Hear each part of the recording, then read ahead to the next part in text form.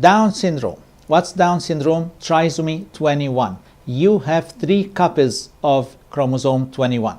You might think that this is cool, I'm going to be super 21. No, actually you're going to have some degree of mental retardation. Down syndrome, trisomy 21, when you have 3 copies of chromosome 21, this is the commonest cause of genetic mental retardation, and you're going to have varying degrees of low IQ. And as you can see on this PowerPoint slide, we have 3 copies of chromosome 21. Usually, patients with Down syndrome, they have characteristic faces, but the most important and the most significant defect in Down syndrome, low IQ. And they will have low nasal bridge, epicanthal folds, protruding tongue, low set ears. We're going to discuss these features in our case study. And as I said, 97% will result from maternal non-disjunction, a non-disjunction mutation that we discussed in the mother while forming the ovum. 3% result from another type of mutation called translocations, and actually these are going to be the bad type of Down syndrome, because when it comes to the translocation mutation, this tends to recur at each subsequent pregnancy.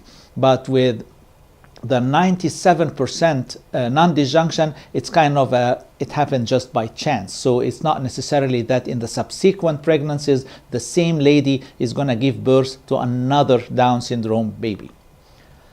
The risk of maternal non-disjunction increases when the mother's age is more than 35. Again, this does not mean that any lady after the age of 35 is going to give birth to a Down syndrome baby. Of course, this does not happen, but usually the chance will increase compared to younger than 35. These babies with Down syndrome, 30 to 50% of these babies are born with a congenital heart defect, what we call incomplete or complete endocardial cushion defect. And when this endocardial cushion defect is incomplete, we can get ASD or VSD. So you can say that the commonest congenital heart defect in Down syndrome patients are ASD, VSD, septal defects in the heart, or what we call the endocardial cushion defect. And occasionally, some of these Down syndrome babies have obstructive GI lesions like duodenal atresia or tracheoesophageal fistula, and these are serious GI problems that necessitate surgery to correct them at a very young age.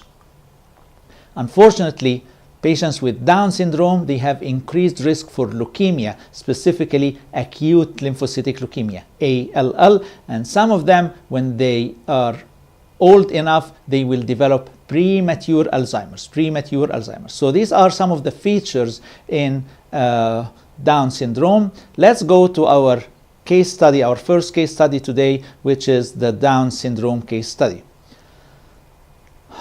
I'm just going to summarize the key features in the history and physical of this patient. Notice the age of the mother while she got pregnant. She was 42. The mother was 42. So whenever the mother age is beyond 35, you can expect that the chances of having this maternal non-disjunction is higher than younger than 35. The baby's features. Small head. The mother noticed that the baby has small head with flat occiput. Broad and flat nasal bridge, very characteristic. Folds of skin in the corners of the eyes and upward slant to the eyes. Protruding tongue.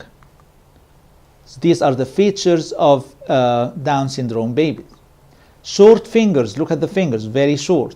And both hands have a single crease extending the full width of the palm. And there is excess amount of the skin on the back of the neck. So here we have the age of the mother and the characteristic baby's features. We do not, the baby will definitely look Down syndrome, so you can diagnose the baby by the way the baby looks.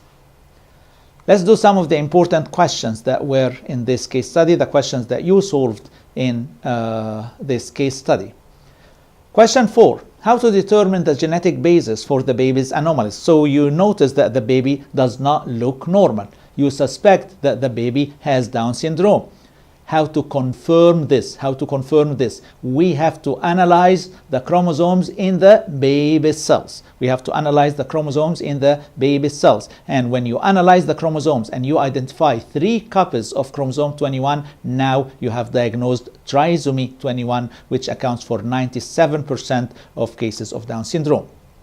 Question 5, which is about the most likely mechanism of this trisomy, of this syndrome. As we explained, it is non-disjunction, maternal non-disjunction during the formation of an ovum. Now let's remember, meiosis has 2 stages, meiosis 1 and meiosis 2. At which stage does this non-disjunction usually occur? It usually occurs in meiosis 1. Can it occur in meiosis 2? Definitely, but less than meiosis 1. It occurs in meiosis 1 3 times the incidence in meiosis 2. But at the end of the day, it is what? Maternal non-disjunction. Non-disjunction that happened between chromosomes 21. They did not separate when the mother was making an ovum. Both of them went to one ovum, and this resulted in Down syndrome. Question 8 is about the mental retardation in Down syndrome. Every child with Down syndrome has some degree of mental retardation, but variable degrees of mental retardation. With some early interventions, some modification of the way they learn, these affected individuals can have a long and relatively normal life. Of course, we cannot claim that they are going to be perfectly normal, but we will try to help them to make them live as normal as possible of a life. Heart murmur. Why is it important to examine the heart in patients with Down syndrome? Because remember, when we examine the heart and we listen to a heart murmur, there could be an ASD or a VSD. How to verify? You need to do an echocardiography. To diagnose the cardiac defect, and don't forget, the commonest are the endocardial cushion defects, whether ASD or VSD.